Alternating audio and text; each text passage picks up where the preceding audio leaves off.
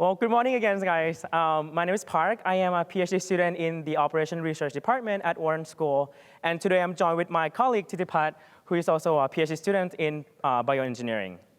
We're very excited to share with you today the insights we learned from this novel data set of how applicants got evaluated for a prestigious fellowship held internationally, and how this process may be susceptible to biases and disagreements among reviewers. And we will share some ideas on how to improve the process as well. So there's a lot of literature in management and psychology on how review processes may be prone to biases. And they look at things from job interviews to academic peer reviews, and whether people are biased against races, ethnicity, appearances, or even social network. But less is known is the roles of the reviewer's demographics, the nature of the job, and also whether the ranking structure will impact the selection at all. So we're gonna ask two specific questions. First, how do these factors affect the evaluation? And then what may cause disagreements among human reviewers? And whether tools that are supposed to be neutral, like machine learning, can actually resolve the issues? And the quick answer is yes. So let me give you a brief overview on how the fellowship selection process works at Global Health Corps. Each application will go through 5 rounds of review, and we are studying the rounds 2 and round 3 here, where we have almost 5,800 applicants applying for 139 jobs. And as you can see here, the majority of them are female, and they also are from the US, followed by other countries in Africa. And what happened is that in round 2, a pair or team of reviewers will review applications for each position. They will rank applicants independently on various attributes, and then they're gonna select their own top 10 to move forward to the next round. And then in round 3, another person will come in, gather all these selection, and then make a final selection on who should be the semi-finalists. So we have done a lot of data analysis here, and from text mining to negative binomial models, but I want to highlight how we dealt with differences among reviewers. So as you can imagine, reviewers are all idiosyncratic. They have their own preferences and standards toward how to rank people out of a 7-point scale. So my score of 6 out of 7 would be different from your score of 6 out of 7. So we normalize the scores within each reviewer to a scale of 0 to 1. So then we can compare across different reviewers, and we can aggregate data in a very comprehensible way. So let's take a first look at our insight that demographics matter. We want to see whether there's impact of race and whether there exists any kind of discrimination at all. So here we're comparing 2 numbers, the percentage of each race within the application pool versus what fraction of each race actually got selected in the end. And it turns out that the majority of applicants are Black, but they are also the least likely to be selected.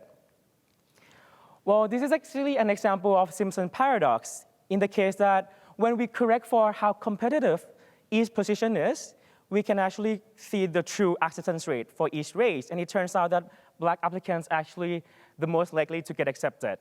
Well, if someone might get discriminated, it's actually the Asians.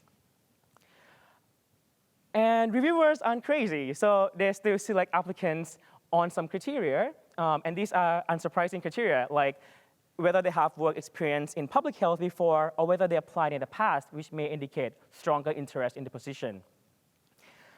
Now, we also uncover multiple interesting insights regarding reviewers' characteristics. And in the interest of time, I will not go into all of them, but I will highlight a couple. The first one is citizenship.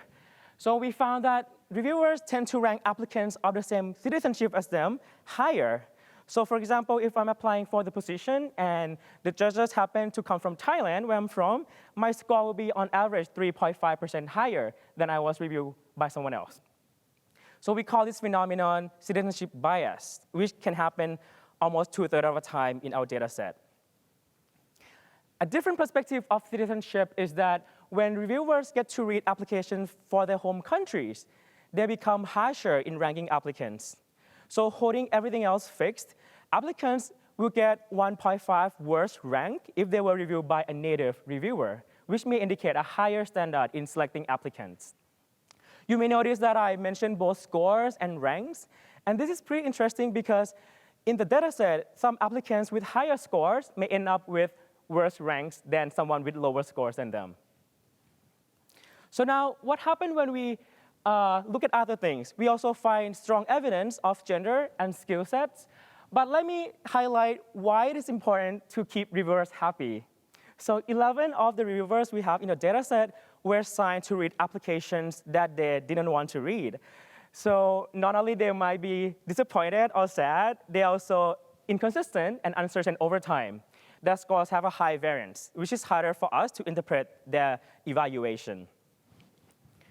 So when we put these individual reviewers in a team or in a pair, we also found that if they come from the same gender or same countries, they are more likely to agree on selecting the same finalists. However, we do not observe significant differences along other dimensions. But we do see the trend that if they have the same skill sets or the same status, they are more likely to disagree. So it really depends on the organization whether you prefer more agreements or more disagreements. So you have seen in round 2, there exist biases and disagreements, and here are what we propose for round 2. First, use normalized score so that you can compare across reviewers. Second is you should try to get a diverse set of reviewers, especially if you want people to disagree more often, which may mean you get a broader perspective of ideas.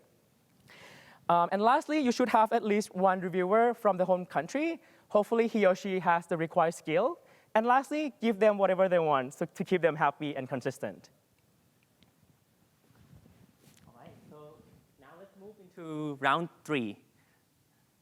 So in round 2, there are 2 types of applicants. First, who got selected by both reviewers, and the other who got selected by only one. If you get selected by both reviewers, the chance that you can get selected again is roughly 80%. However, if you get selected by only one, the chance drops down to roughly 40%. So we want to see if reviewer in this round tends to favor one reviewer over the other or not. It turns out that it doesn't matter who selected you in round 2, actually. The best predictor that predicts your selection is the maximum of your normalized score. So we think that reviewer in this round is pretty systematic, and what they typically do is that they select applicants with 2 recommendations first, and then they rank the rest by normalized score. So now we want to mimic what happened in this round. We proposed 2 main models in order to mimic the selection in this round. First, score ranking model, where we rank applicants by first who got 2 recommendations first, and then the rest by their normalized score. And the second, where we take 30% of the data, build probabilistic model of the selection, and predict on the rest. We compare with 2 main baseline models. First, where we randomly pick applicants, and second, where we pick applicants by the maximum of their raw score. We evaluate the performance by measure the prediction by our proposed model and what actually happened in round 3. So as you can see here, the proposed model tends to perform better than the baseline. In particular, random forest can achieve the highest score out of all. And we think that machine learning can be helped or can replace human reviewer in this round. So here are some ideas to improve our analysis. We can incorporate age and language proficiency into the model. And so far, we assume that round 3 selection is the best selection that we have. But we don't know how these selected applicants perform in later round of reviews or in their job. And lastly, it would be great to know the information that reviewers actually have and also in what order they review these applicants. So here again, our insight and proposed strategy, and thank you so much for having us.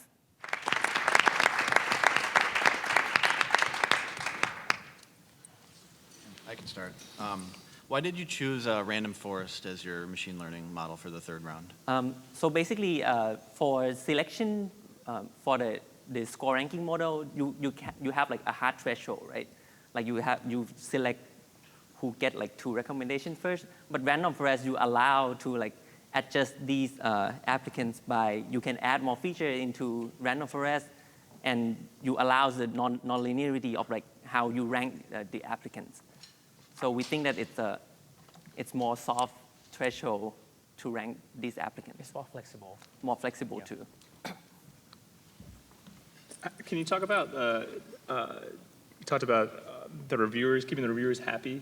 Yes. so that can you just go into that like a little bit more about what you mean by that or how you found that in the data? Yes, so in the data, there's a result on, I think these reviewers took some surveys, whether they want to read applications for their company or not. So I think 30% say they want to read applications for their own companies, and 20% want to read applications from other companies. We do not observe which company belongs to each position. So what, in the other way around, so we can control for this looking at the country of placement. So we know where each company is located. So if that applicant, that reviewers say that they don't want to read for their own country or their own company, you see that they actually read the same country or the different countries. So we kind of like play around with this information. And you can see we only found 24 happy and then 11 disappointed, because these are the ones that we know for sure that they get what they want or they actually get something totally different. I was curious about your recommendation on replacing the round 3 with an algorithmic model, which is something that I'm always very, very cautious about, because even with your best model, you get 77%. What are the downsides of that approach, you think? What do we lose by not having a human reviewer in that process? I think the main thing we mentioned here is that we do not observe how these applicants perform later in the round, so we actually have no ground truth to compare with. So what we did so far is try to see if we can actually mimic the systematic approach of round 3 selection. So that's our main goal for now, but if we were fortunate to have more data on how these applicants perform later, then we can see whether what the selection suggested by the algorithms versus what human reviewers suggest, which one actually lead to a better performance later on. And in round 3, you're only using the algorithm on people who are selected twice in round 2, is that correct? Yes, Yeah. Do you think you lose anything? Like there's a chance someone slips through the crack by not being selected in round 2?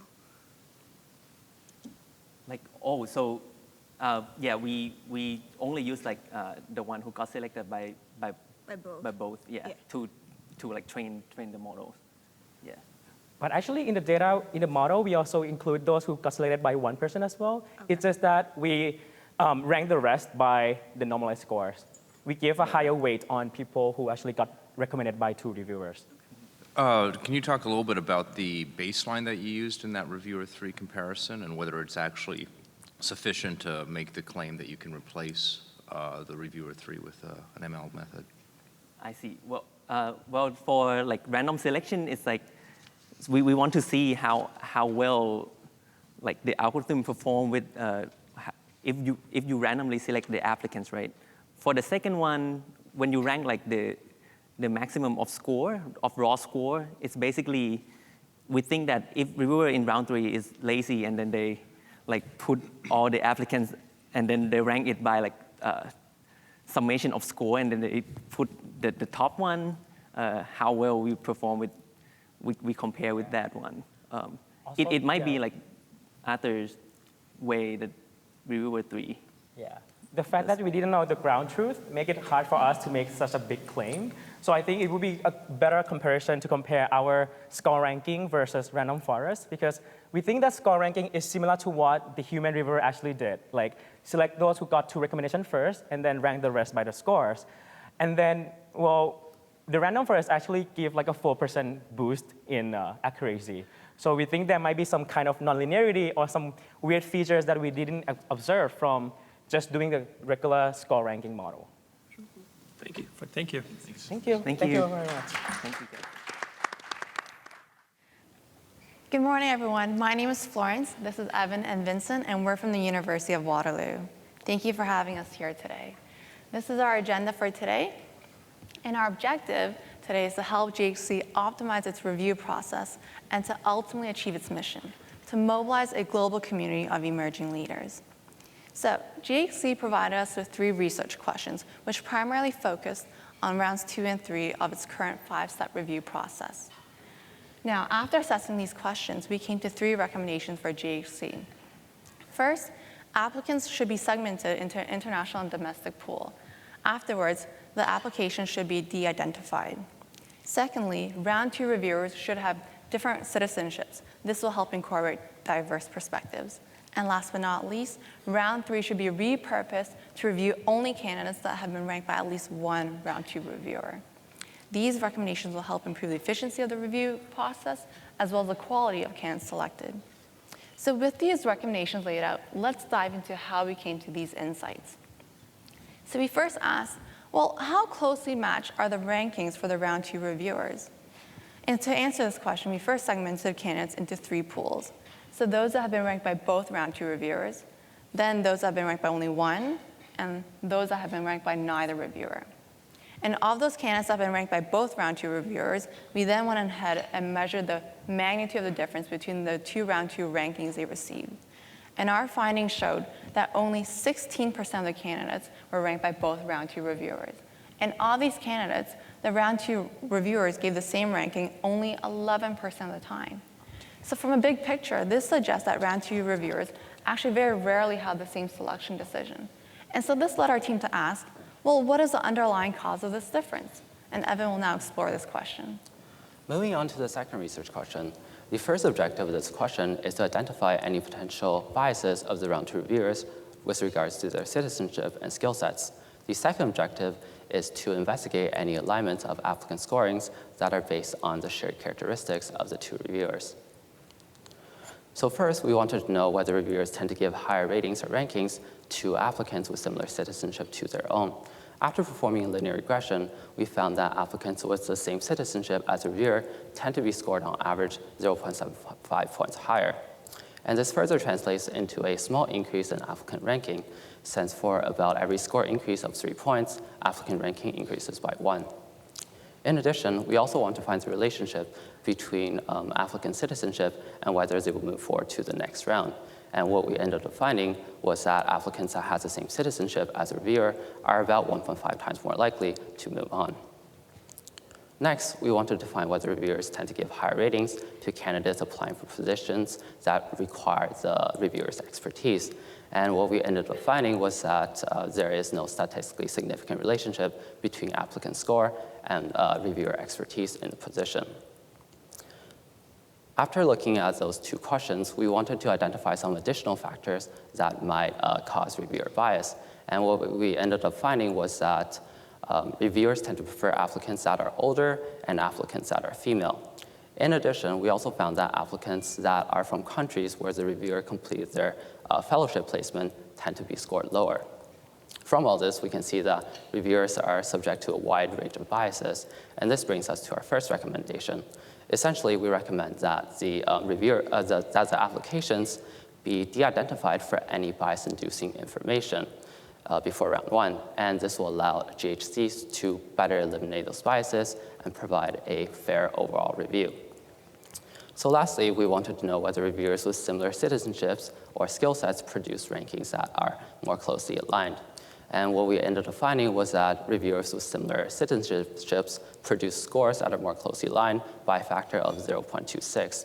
However, we found no relationship between the alignment scores and whether the reviewers have similar skill sets. The alignment of scores due to reviewer citizenships could be detrimental to GHC's applicant selection process because we believe this is mainly due to the fact of the result of reviewers from similar backgrounds, valuing a similar set of traits, or having similar ways of thinking. And this brings us to our second recommendation. To eliminate this bias and bring in a wider range of perspectives from a wide variety of backgrounds, we believe that the round 2 reviewers should have different citizenships. For the third research question, we wanted to see how closely matched the rankings were for round 2 and round 3. To do this, our methodology involved identifying whether a candidate was ranked by round 2 or round 3 reviewer or not. So we visualized this information using a Sankey flow diagram to showcase the movement of candidates from round 2 to round 3. And what we noticed was that if both round 2 reviewers ranked a candidate, 86% of them were subsequently chosen by the round 3 reviewer.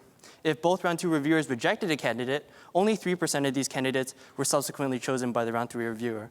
On the other hand, for cases where a candidate is ranked by one round 2 reviewer but not by the other, these candidates were approved approximately 50% of the time. In addition to this, we conducted a logistic regression to predict a round 3 reviewer's selection decision based on the round 2 rankings received. And as you can see above, they produced nearly identical results.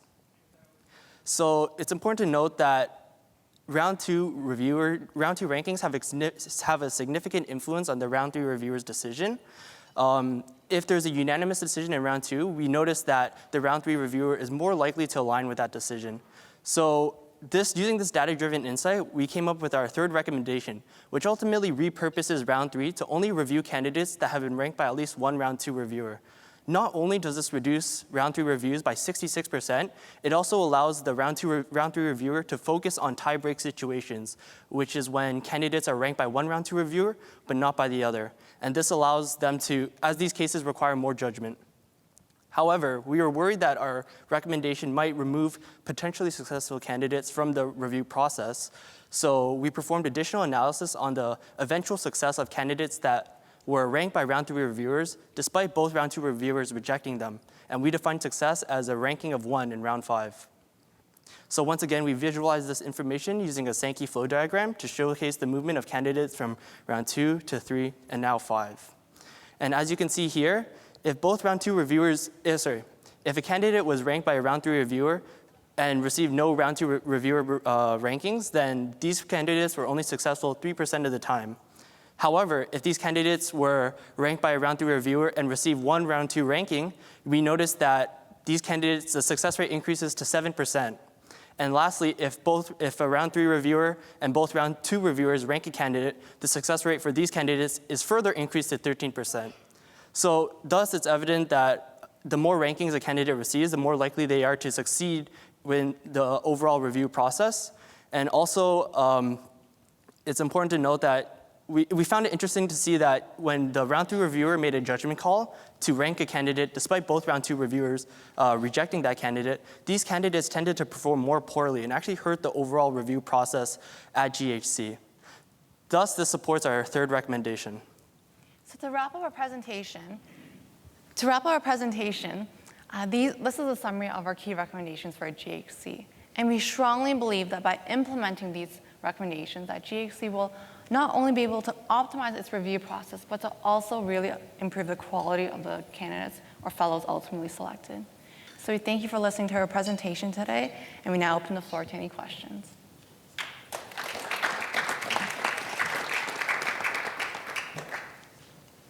Yes, thank you. Can you talk a little bit more about your recommendation to have different citizens evaluate candidates of a certain citizenship to sort of, because you sort of found agreement across citizenship at that level, and why you recommend that? Okay, so pretty much we found that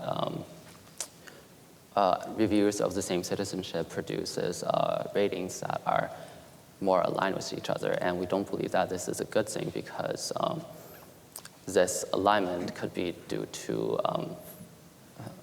those people from those backgrounds valuing like a similar set of traits or having similar ways of thinking, like we said before. So therefore we believe it's important to have some more perspectives added in than just from one background. And we believe that this will create a better reviewing environment. Just to follow up on that that action item, did you actually look at the demographics of the reviewers to sort of see whether, if your recommendation was followed through on, would that place an undue burden on a particular subset of reviewers? Because you've got, I think, majority American applicants. Yeah, so to talk to that, if possible, these are just recommendations that we would suggest implementing. And if these recommendations were actually implemented, as a result, maybe the recruitment of reviewers would have to be adapted to kind of satisfy these changing requirements. So most of the analyses, when you were looking at kind of the flow from round 2 to round 3 and a little bit from 3 to 5 as well, you mainly focused on just were the candidates ranked or not. Yes. Did you consider the actual order of the ranking in any of your analyses, and why or why not?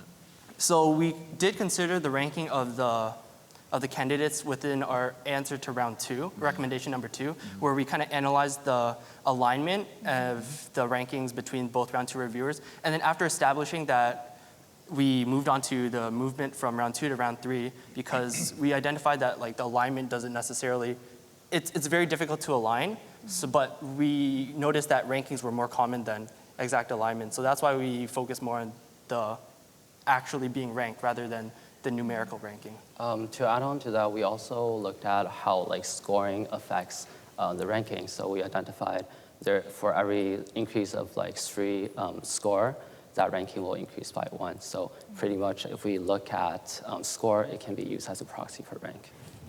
And just to add one more point to that, so in terms of whether how closely aligned the rankings were, we did note that for applicants that were ranked higher up, let's say in the first or second place, those actually had closer alignment than those that were ranked in, let's say, 9th or 10th place. So that was a very interesting insight we found.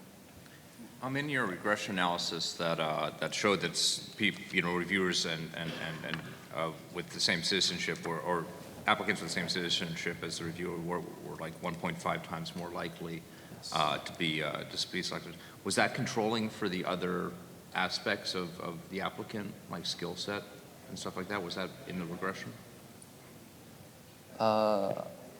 I believe the regression is just based on whether the applicant moved on to the next round or not. So I don't believe there's anything about skill sets for that one. Just to follow up on that, I had a very similar question about, it seemed like most of your regressions were based on citizenship and a lot of the implications there. Did you look at the skill sets at all? Did that come into your analyses at any point in time?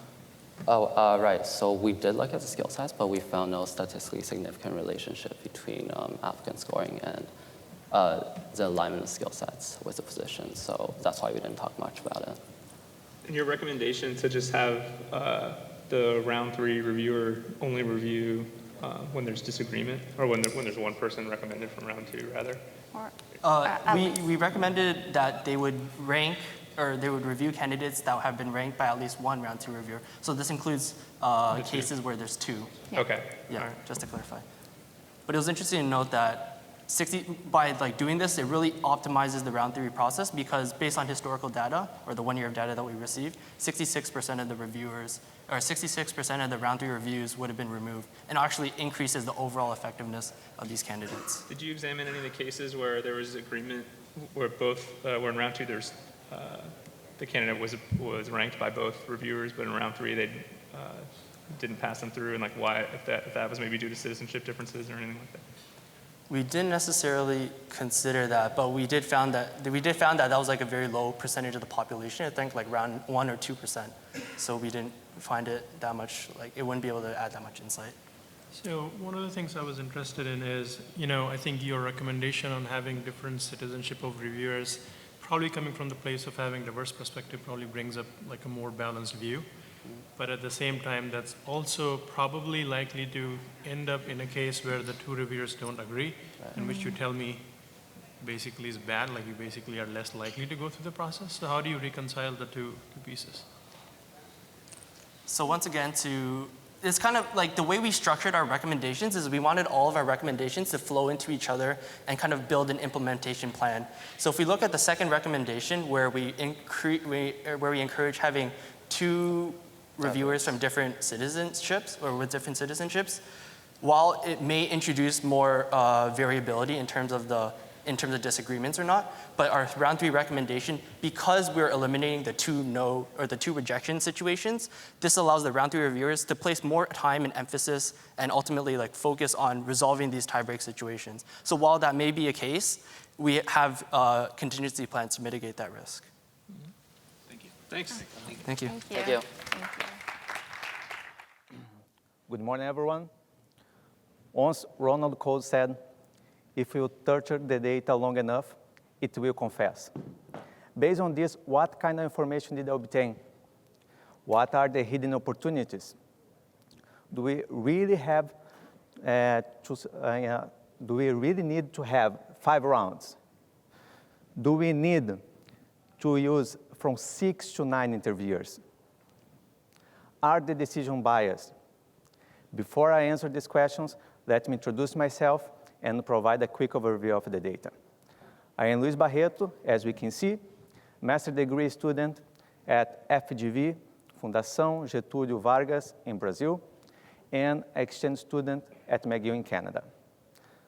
Let's have a look at what happened in each of these rounds. Initially, we had 6,000 candidates in this data file to analyze. However, I just analyzed 4,250 candidates. And why is that? According to Global Health Corps guideline, both reviewers of round 2 should read each application. And in some cases, as we can see, this didn't happen. But even if it's not a guideline, if I want to compare, if I want to analyze the agreement between the reviewers, I have to talk about the same thing, about the same sample. The remaining part of this chart is just showing how many candidates we had in each of these rounds. So comes to the question, what is relevant from the sample? Let's look to the questions that Global Health Corps ask us. Is the same citizenship between reviewer and applicant relevant to the selection process? Is the same skill set of the reviewer and what is required for the job position also relevant? Is there alignment between the reviewers of the same citizenship and or skill set? Is the reviewer of round 3 favoring one of the reviewers of round 2?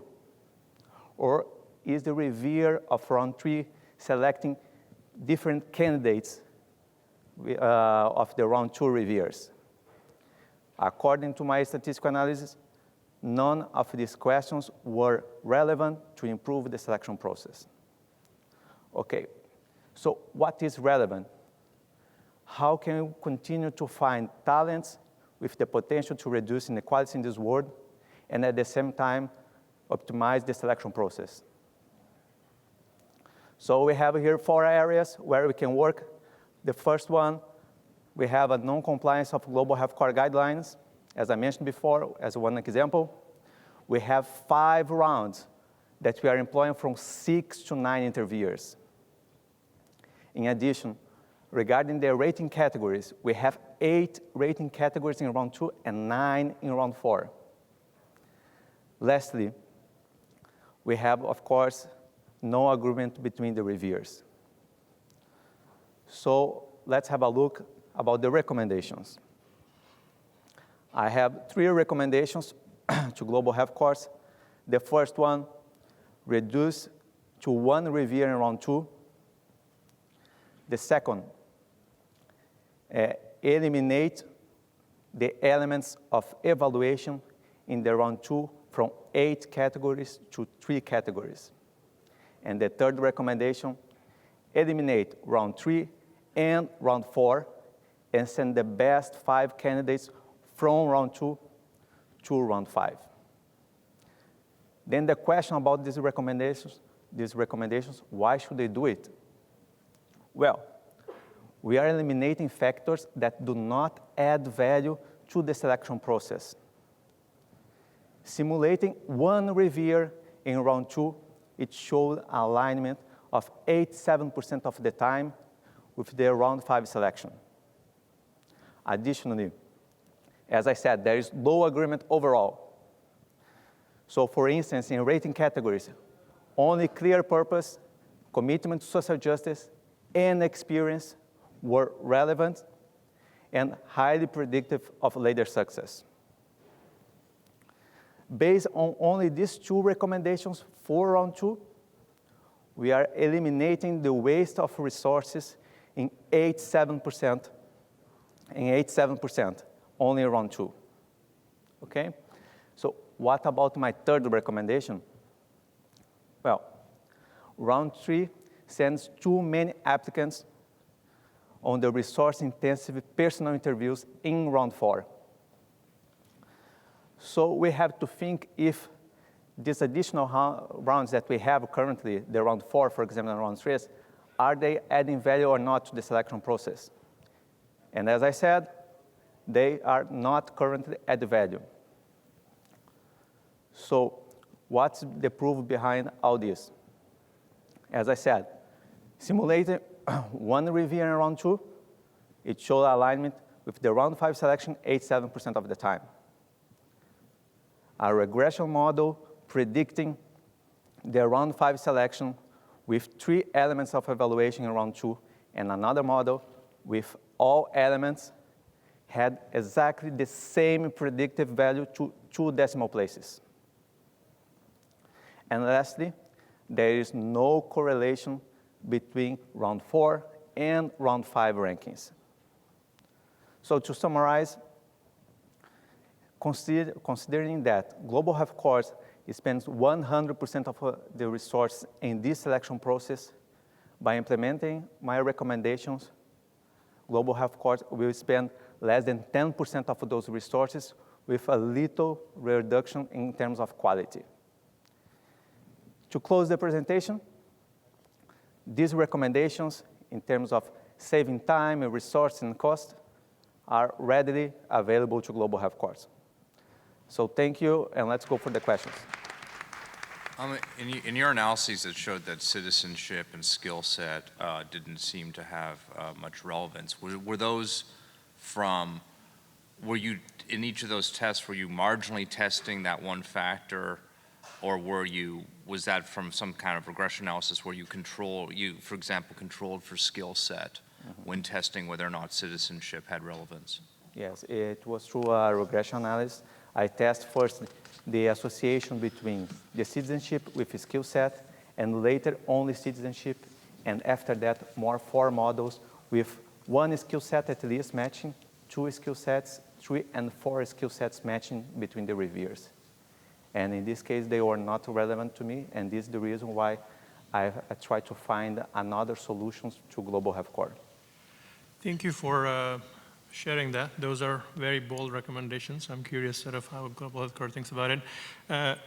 When in these situations, you're always basically trying to find the right trade-off between efficiency, like how much resources, and effectiveness, like are you actually picking the right candidates? So if you go to the sort of the recommendations where you are getting rid of the 3 processes, what are the potential downstream effect on effectiveness, like our ability to measure if we are selecting effectively are there, you think? Okay. One thing that is really common in any kind of project that we decide to implement is the risk. We have risks associated to any project that we decide to implement. So the best way, in my opinion, that we can address this recommendation to your question is that we should run a field experiment. So how can we do that? We can select a sample and run in accordance with the model that I propose and see how it behaves in the reality. And from that, then we can adapt, modify, or even, if it's not good, return to the current model.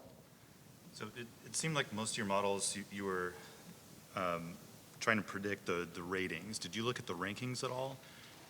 And some of the disagreements around the rankings, both in terms of who actually got on the top 10 for each of the reviewers, but also the rank orders, and how did that affect your models and your approaches? Okay, I test the agreements in term of the grading and the rank and so on. And for example, as I said, the round 4 and the round 5 rankings, they were not correlated.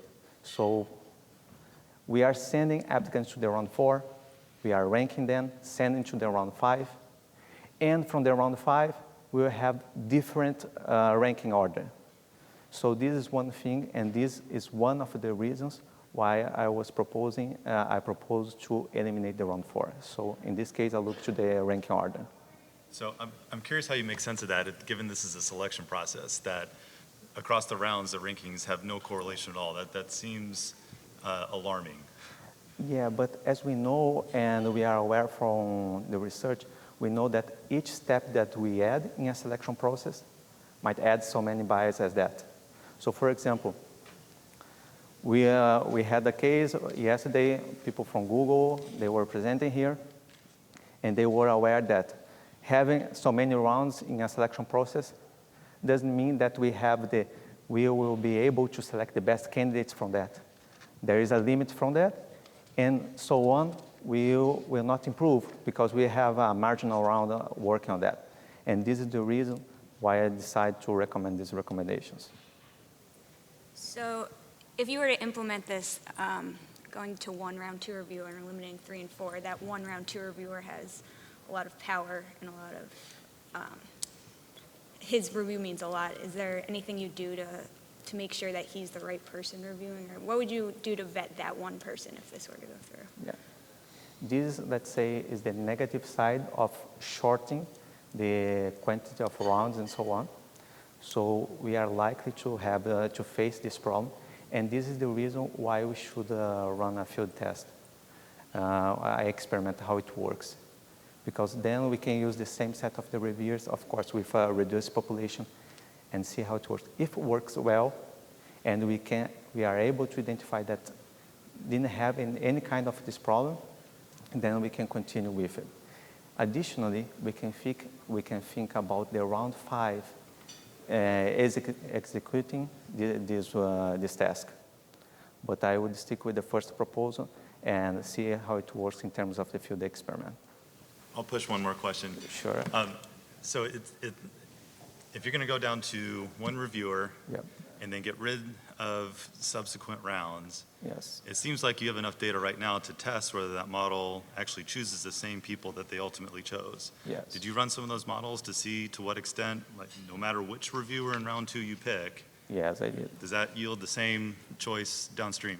Sure. I run 10 models by using the random grades of one of the reviewer or the other.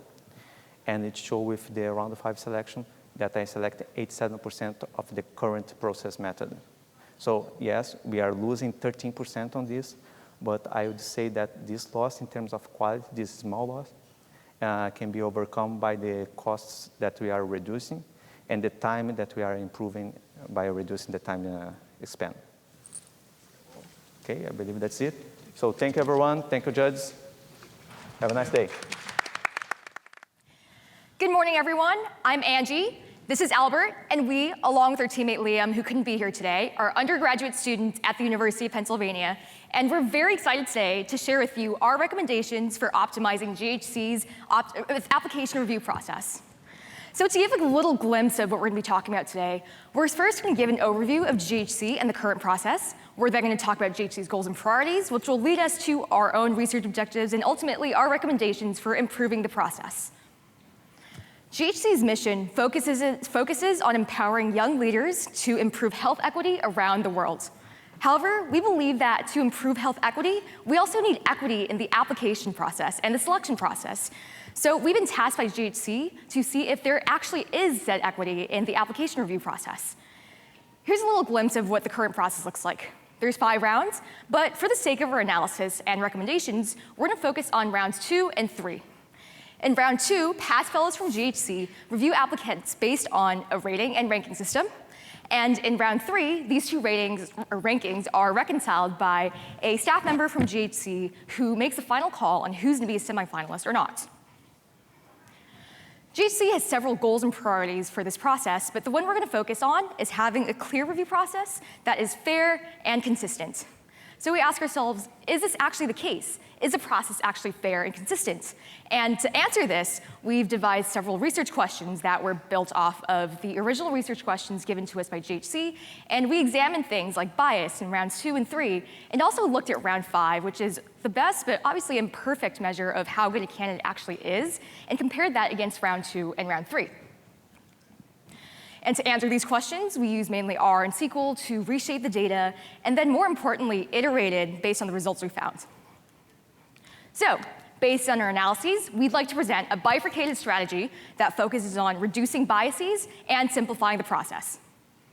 I'm going to first start by talking about making the process more fair and consistent by reducing biases. And we're going to look at citizenship bias and gender bias in this case. Starting with citizenship bias. We found that when an applicant shares the same citizenship as their reviewer, they're 36% more likely to become a semifinalist in round 2 than someone who doesn't share the same citizenship. And this is indicative of bias in the in the process when it comes to citizenship. And it makes sense intuitively when you think about research in homophily that shows that the more you like someone, the more positively you view them, and hence the more positively you tend to review them. And we believe that this indicates that we should introduce a blind review process where name and citizenship are hidden. Moreover, we found that reviewers who share the same citizenship among themselves tend to have similar perspectives on candidates. And this is problematic for a couple of reasons. 1, it magnifies the bias we previously discussed. And 2, it shows that there's redundant information being brought into the review process.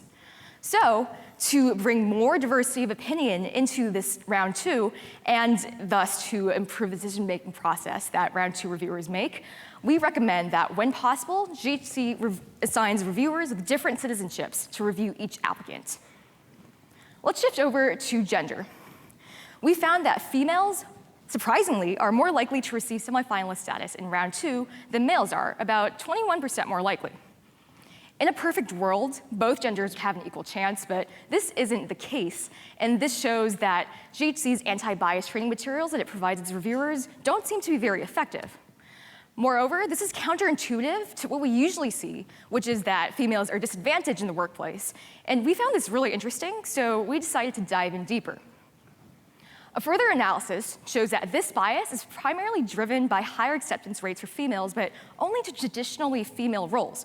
So if you look at the interaction term on the left side of the table, you find that being female and applying for a traditionally female role draws significance away from the variable of merely being female. And if you're wondering, the way we determine whether a role is traditionally male or female is by using data from the Department of Labor. So we found that, 1, there's not only gender bias present in the process, but 2, we also found that this bias is driven by traditionally held stereotypes about gender and occupation. We believe that this strengthens our recommendation that there should be a blind review process in which name and gender are hidden. Now I'm going to pass it off to my teammate Albert, who will discuss the latter half of our recommendations.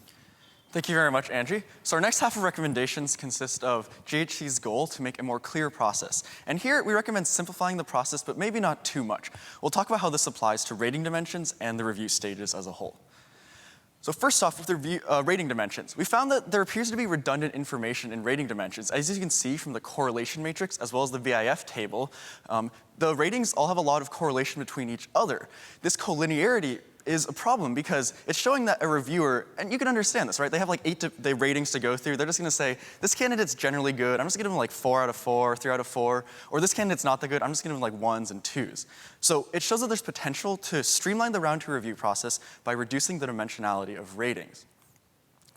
We did then a follow-up analysis, a little bit more on ratings, and we found that, ratings are flawed, but we don't believe they should be removed completely.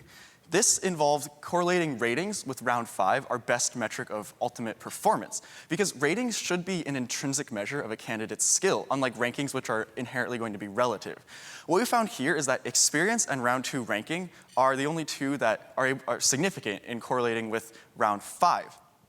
So what this is telling us overall is that we think that Global Health Corps should continue to use experience in their ratings, but we believe they should use 1 or 2 other ratings as well. Now, we don't recommend removing ratings altogether because we believe that having ratings, having some of this numerical data does help when judging a lot of candidates to create a ranking. Our final point here is about just talking about the review stages as a whole. So we think that round 2 and round 3 are both very important in the process because they have distinct roles in what they do. So round 2, it's a role where you have disagreement between the 2 reviewers. It brings in diverse perspectives. And in general, when you have diverse perspectives and disagreement, it ultimately fosters better decisions. So what we found is that there's a healthy level of disagreement.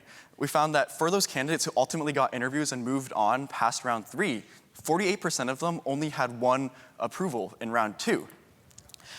In contrast, we have round 3, which when you have disagreement, you need something to reconciliate that disagreement. So in round 3, we found that for those candidates who are on the edge, 50% of them get through. So the round 3 reviewer is playing an important role in filtering out these candidates. So overall, we believe both round 2 and round 3 are necessary in order to make the best decisions GHC can.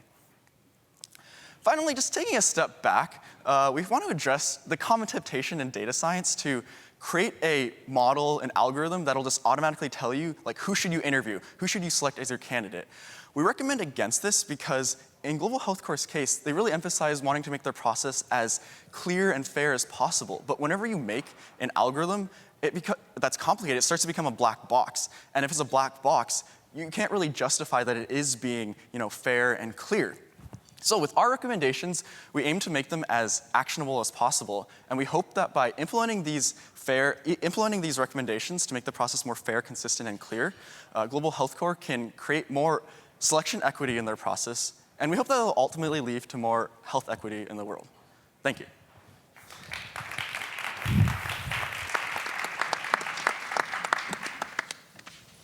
In your initial slides, you had mentioned that you used the round 5 results as like an imperfect measure of success. Can you say a bit more about how exactly you use that data?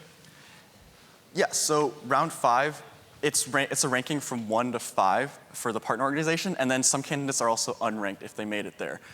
So how we used it here was we flipped 1 through 5, first of all, because we wanted to be able to use unranked as like a 0, so then 1 is like the worst ranked candidate, and then move up from there. And then because ratings should be an intrinsic measure of skill, we decided to correlate that with ratings. And we also wanted to correlate with rankings to see how these rankings play out when you get to the end of the process. Mm-hmm. Yeah. So one of the challenges, which is like there's always a significant limitation on any analysis of the selection process, is when you rely on like a measure later in the process as something, you pretty much in most of the cases don't have that for majority of the population because they've already been funneled through. So if somebody already got a wrong decision, you don't even have the decision for them in the round 5. So how do you take that into account as you kind of, rely so much on the round 5 rankings? Are you talking about like if someone is biased against in like round 2, then you can't reconciliate that by round 5? I think the zeros in your sort of data set, which probably is like majority of it when you consider round 5 because only few people make it to the round 5. So we filtered out to only those who made it to round 5. And then there are some zeros in round 5 as well. They're just considered unranked by the partner organization. So we didn't consider anyone who didn't make it to round 5 at all when we were doing that particular relationship. Right, and to further add to your question, under the data limitations that we had, we would love to have data on the people who were screened out, but due to the limitations, this is the best measure we could come up with, and we hope that it's efficient in our analysis. When you were talking about the correlations, you kind of showed the correlation matrix between across the dimensions and the rating, and you mentioned it was kind of a strong correlation. I saw him kind of in the 0.5, 0.6 range. I think that also leaves a lot of non-overlap between the dimensions as well. Yeah. So can you just talk a little bit more about how you kind of came to the conclusion that there's not much additional value doing those dimensions like that? Yeah. Yeah, we definitely recognize that there was some like non-overlap as well, and that's why we recommended continuing to have other ratings, but just having fewer. And we did see experience seem to be less correlated. It's a little more orthogonal, so it's providing different information. But we think that Global Health Corps can, refine the ratings that they have into like 1 or 2, or maybe even 3, but not all of them. Yeah. And how would you recommend just kind of refining them or combining them or something like that? Yeah. It also, do you want to talk? Yeah, sure. So we think that GHC should take a more kind of like high-level values-based approach to that. So clearly these rating dimensions are values that GHC finds important, but maybe they need to have a roundtable about, well, experience matters, but which other ones are most important to us? Clearly they're providing redundant information, but if we can narrow them down, what would be the ones that are most important, and iterate from there. So we believe that values and iteration are really important to determining which ones they should ultimately use. There's nothing too conclusive to say, oh, this is especially one we should combine. So we think it makes more sense to do it that way. So it seemed like you had 2 different sets of analyses. You had some of the demographics predicting the ranking, and then you had some of these ratings predicting the ranking. Did you look at both or control for one or the other, or looked at how some of these demographics would impact the ratings themselves? Yeah, so we found that there did seem to be the same citizenship bias affecting ratings as well. But from what we saw, the ratings don't seem to have a direct impact on the following rounds as much, because if a candidate's like ranked from 1 to 10, then there's just a binary variable. It's like, oh, they are being yes as a semifinalist. So we thought that rankings made more sense to use in general, especially for that first half of the analysis. But we still wanted to see what impact ratings had as well. But we definitely focused on the rankings because of that. You found like an interaction effect, I believe, like between like gender and I forget which other variable at the moment. And the role being traditionally seen as female. Yeah, right. Yes. And the role. Did you? How did you go about trying to investigate these interaction effects? That you use mostly multiple linear regression. Did you try any other like methodologies that maybe like account for these interaction effects automatically, or like did you just go through and just say and see like if there are any interactions one at a time? Or what? Yeah, due to our time limitations, we mainly just stuck to multiple linear regression. But given more time, we definitely would have looked at it through additional methods to see if the results hold. And in this case particularly, we had to code this additional variable. And we just like coded it once based on what made most sense, and then we just found that there was this interaction. We wanted to avoid any like p-hacking of any sort because it is easy if you just permute these like randomly, you'll get some effect. But we wanted to avoid that, and we did find a really interesting result there. Yeah. Thank you. Awesome. Great. Thank you so much. Good morning. My name is Elizabeth Tolman, and I'm a PhD candidate at MIT. And today I'm going to be talking about the GHC fellow selection process and some suggestions for improvement. So an overview of my presentation, I'll start by discussing the GHC program and the parts that we're interested in. After that, I'll talk about agreement of round 2 reviewers, followed by a consideration of the impact of citizenship and skill sets on the round 2 reviews, and then an analysis of the role of the round 3 reviewer. I'll conclude by offering some recommendations. So GHC is a nonprofit that runs a 1-year global health fellowship program. Managing this program has several parts, which you see on the graphic at the top left, starting from selecting partner organizations and ending with mobilizing fellows for life. We're focused on the selection process, which itself has several components, starting with an analysis of qualifications and ending with interviews and a final selection. Here we focus on rounds 2 and 3. In round 2, there are 2 separate reviewers who each suggest 10 candidates to advance as semifinalists and provide ranks to those candidates. Then, the round 3 is supposed to provide a reconciliation between the results of round 2 and suggest final semifinalists. We consider ways in which this process might be simplified and also look for evidence of bias. And this analysis is done using Python. So let's start by talking about the degree to which the round 2 reviewers agree. Recall that in round 2, 2 separate reviewers review all the candidates, select 10 people they think should be semifinalists, and rank these candidates. Now, the round 2 reviewers agree about if a given candidate should be a semifinalist or not, 74% of the time. But some of this agreement is due just to chance. So a better measure of agreement is to use something called Cohen's Kappa, which is defined as the observed agreement, 74%, minus the agreement that would occur due to chance, over 1 minus the agreement that would occur due to chance. So with this measure, a Kappa value of 0 means just chance agreement, while a Kappa value of 1 means complete agreement. We find that the round 2 reviewers agree with Kappa equals 0.37. This indicates moderate agreement. So they do have similar metrics when selecting candidates, but they're also bringing their own perspectives to the table. Next, we can consider the ranking that the round 2 reviewers also have to give to candidates. To do this, we use a measure called Spearman's rho, which is the measure of how correlated 2 rankings are. If one person ranks someone highly, is the other likely to as well? So a Spearman's rho of 1 means complete agreement in their rankings, while 0 means no agreement. We find that on average, in round 2, rho equals 0.06. This means that the overall rankings is not very correlated at all between the round 2 reviewers. But there's a little bit more to this story, which you can see on the plot at left. Along the x-axis, I have the rank given by one of the round 2 reviewers, and along the y-axis, I have the rank given by the other round 2 reviewer. And each of the plot squares are colored by the number of applicants receiving that combination of ranks. So yellow is more. Something that stands out on this plot is that there's a lot of yellow in the bottom left corner. This means that there are a lot of applicants who are ranked highly by both the first and the second round 2 reviewer. So although the overall rankings don't agree, they do agree on the very top candidates. Next, we can consider the role of skill sets and citizenships in this round.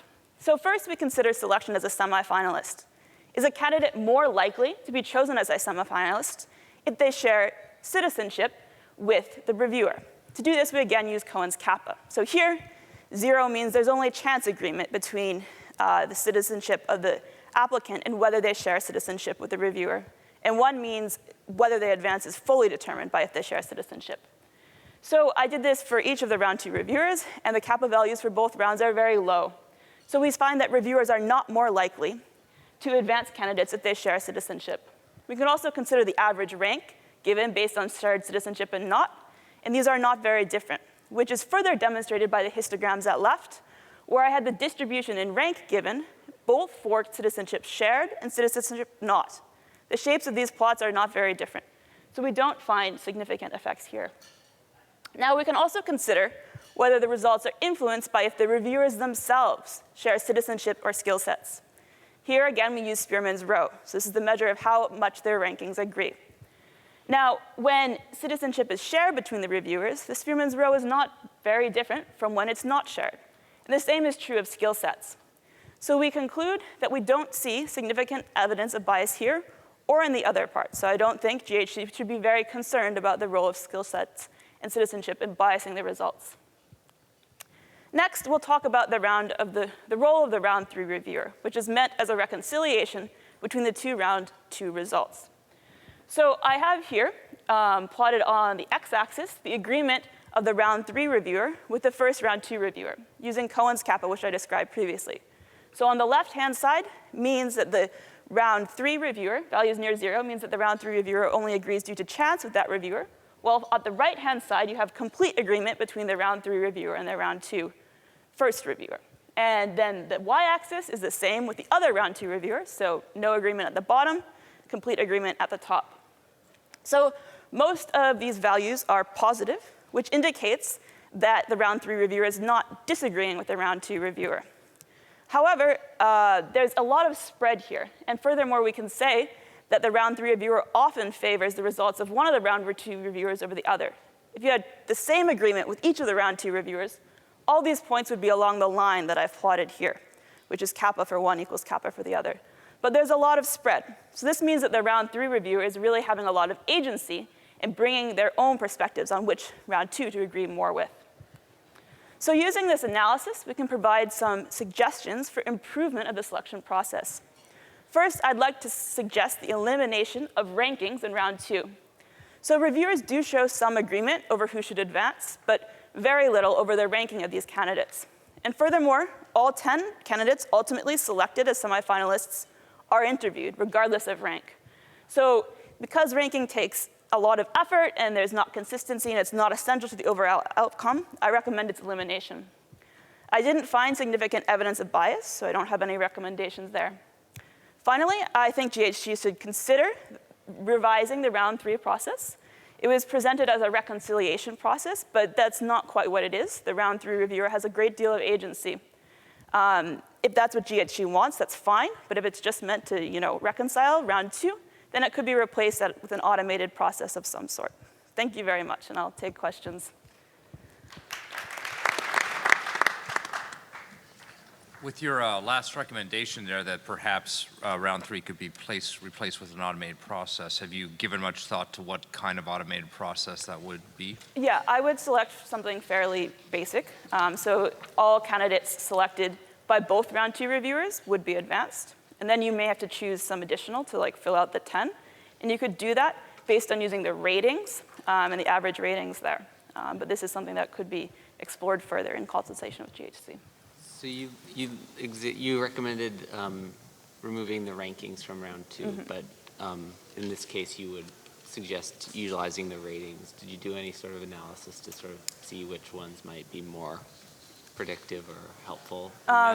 No, I didn't do this sort of analysis because actually the best metric of the success of this process is how the people actually perform as fellows, and we don't have information about that. But the ratings, I think you should keep even if they don't have a predictive element, because I think it helps the reviewer think about what they should be thinking about in a candidate. And since you have that information, you can use it as tiebreakers as well. Before you were looking at the row, the correlation between some of the ratings, did you normalize the ratings at all, or did you think about that, or could that possibly impact? Normalize the ratings to the individual raters. If a guy's like a high rater or a low rater, maybe that would increase or decrease. No, I didn't do that. That would be great for further analysis. In your analysis around bias, I think if I understood correctly, you did look at whether a reviewer, if they share something similar with the candidate, if that affects. Did you by any chance take a look at between the two reviewers? Is it better to have diversity of reviewers versus not? Right, so let's see if I can go back to no, it looks like I can't go back. But anyway, I did do an analysis of how the rankings agree when the two reviewers share citizenship or skill sets. And this is the slide I had about row. And this is not different depending on what they do or not. Yeah. So it seemed like a lot of your analyses using Spearman's rows on the rankings of the top 10. And then that's where you started to look at whether bias is creeping there in some degree. Did you look at the predicting who would be in the top 10 to begin with? Because it seems like that's a very different. Yeah, so this is what this slide was about. Is a candidate more likely to receive a yes selection as a semifinalist if it's shared citizenship with a reviewer or not? And that's, there's not much there. So, yeah. A quick question. So you kind of recommended that there wasn't a ton of agreement except for at the top when they ranked candidates at the top. Did you consider recalculating row, just bucketing rankings into like yes or no or top third, just looking at the row for the top third. Yeah. I didn't actually do that, but I know that it would be higher just by looking at the distribution of the data there. I also, one more question on the sort of elimination of round 3 that you mentioned. Did you find anything, so looks like if it is so much dispersion, the round 3 person has disproportionate amount of power to sort of choose. Did you find evidence of them actually having certain bias in one way or other in terms of how they select? I didn't consider that, but my suspicion is that since I didn't find many biases in round 2, I don't think round 3 should be that different, but that can be confirmed. You said depending on what, like round 3 could be either just a reconciliation process that you could automate or have one, keep it as something that has like a lot of agency through here. Do you have any recommendation on which way we should go with that? Personally, I think it should be replaced with something automated because that would leave a great increase in efficiency. That's a decision for GHC. So. Thank you. Thank you. Thank you.